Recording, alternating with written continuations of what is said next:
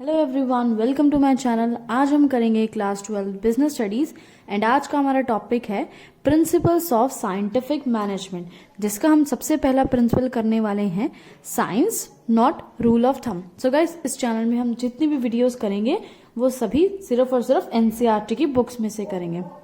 तो इस लाइन का मतलब क्या है पहले वो जानते हैं। इतना सब जो लिखा हुआ है उसका क्या मतलब है, यानी साइंस, यानी हमें जब भी अपनी ऑर्गेनाइजेशन में कोई डिसीजन लेना है तो साइंस यूज करनी है, साइंटिफिक तरीके यूज करने हैं, ना कि रूल ऑफ थंब यूज करना है।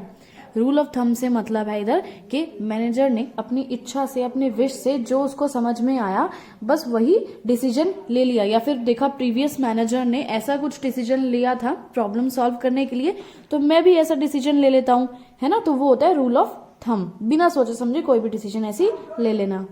सो देखते हैं, ये सब जो लिखा हुआ है स्टार्टिंग में एग्जाम में ये सब लिखने की जरूरत नहीं है। आगे यहाँ से पढ़ते हैं। We have already refer to the limitations of the rule of thumb. ठीक है, रूल ऑफ थंब की मैंने लिमिटेशंस आपको बता दी है पहले। क्या होती है कि जैसे कि हम बार बार अपनी मर्जी से कोई भी डिसीजन ले रहे हैं किसी प्रॉब्लम को सॉल्व करने के लिए, तो क्या होगा, जरूरी नहीं है हमारी सोच हर वक्त सही हो, है ना, जिसकी वजह से गलतियां हो सकती है, वेस्टेज हो सकती है, टाइम वेस्ट हो सकता है, रिसोर्सेज हमारे वेस्ट हो सकते हैं। तो ये लिमिटेशंस है। As different managers would follow their indigenous rule of thumb, इसमें लिखा है यानी अलग अलग मैनेजर्स अपने हिसाब से अपना अपना रूल ऑफ थंब, अपना अपना तरीके से डिसीजन लेते हैं। लेकिन क्या होता है, all would not be equally effective, लेकिन हर किसी का डिसीजन लिया गया प्रॉब्लम सॉल्व नहीं करता है, हर किसी का डिसीजन इफेक्टिव नहीं होता है। Taylor believe that there was only one best method to maximize efficiency. Taylor बोलता है कि सिर्फ एक ही ऐसा बेस्ट मेथड हो सकता है जिससे एफिशिएंसी इंक्रीज हो। ठीक है, अलग अलग आपको बार बार अलग अलग मेथड्स ट्राई करने की जरूरत नहीं है।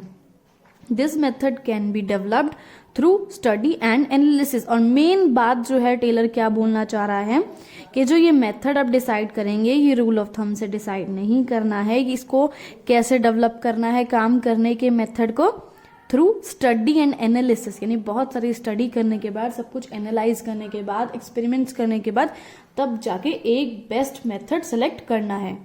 Scientific method involve investigation of traditional methods, यानी साइंटिफिक मेथड का मतलब क्या है, साइंस यूज करने का मतलब क्या है, जितने भी ट्रेडिशनल पुराने मेथड्स हैं उन सब पे पहले इन्वेस्टिगेशन करनी है। चाहे वर्क स्टडी यूज करो, चाहे सारे बेस्ट प्रैक्टिसेस को एक साथ लेकर आओ, चाहे आप कुछ भी कर दो, लेकिन एक आपको स्टैंडर्ड मेथड, एक मेन सबसे इंपॉर्टेंट मेथड जो है डेवलप करना है, जिसको थ्रू आउट द ऑर्गेनाइजेशन, पूरी ऑर्गेनाइजेशन सिर्फ एक ही मेथड फॉलो करें। According to the tailor, even a small production activity like loading pigs of iron into boxcars can be scientifically planned and managed.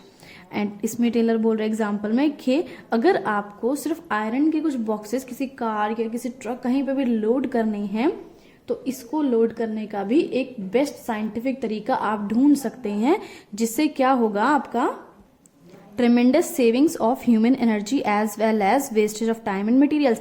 यानी अगर आप कोई बेस्ट मेथड ढूंढ लेते हैं जिससे कि आपके वर्क फोर्स को कम मेहनत करनी पड़े या उनकी एनर्जी कम वेस्ट हो, ठीक है, या फिर टाइम कम वेस्ट हो या रिसोर्सेज कम वेस्ट हो, तो इससे बड़ी तो क्या बात है। The more sophisticated the processes greater would be the savings. जितना ज्यादा कोई प्रोसेस, काम करने का जो प्रोसेस होता है, जितना ज्यादा सोफिस्टिकेटेड होगा, यानी बहुत ज्यादा एडवांस तरीके से किया जाएगा, उतनी ही आपकी ज्यादा सेविंग्स होगी। जैसे कि आपने देखा होगा, लेबर जो होते हैं जब घर बनाते हैं तो वो एक एक ईंट करके बार बार सीढ़ियां चढ़ के फर्स्ट फ्लोर तक नहीं लेके जाते हैं, बार बार अपने पैर नहीं दुखाते। हालांकि क्या करते हैं, वो नीचे ही ग्राउंड फ्लोर पे खड़े होते हैं और ऊपर फेंकते हैं फर्स्ट फ्लोर वालों को ईंट, वो वहीं से कैच कर लेते हैं ना, कितना दिमाग लगाते हैं वो। और बार बार पूरे दिन ऐसे ईंटें चढ़ाएंगे वो, उनके तो पैर टूट जाएंगे रात को।